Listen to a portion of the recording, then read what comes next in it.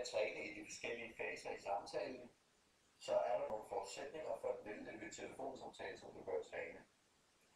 Vi skal arbejde med et par grundlæggende kommunikationsmodeller, og derefter skal du træne dit toneleje, dit tonefald, din talehastighed og dit ordvalg.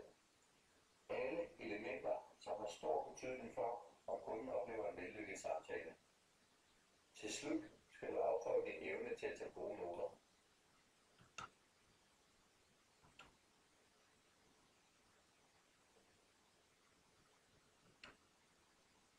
Indvendingsbehandlingen sker meget ofte i afdækningsfasen.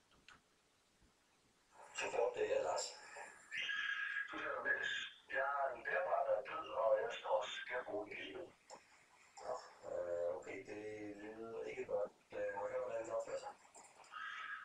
Ja, den starter fint op, men det bliver ved med at stå i Windows 7 startbillede, og jeg skal præsentere noget på konference i morgen. Jeg er nødt til at lave en modelleinstallation på værkstedet. Er der mulighed for at sætte det til reparation?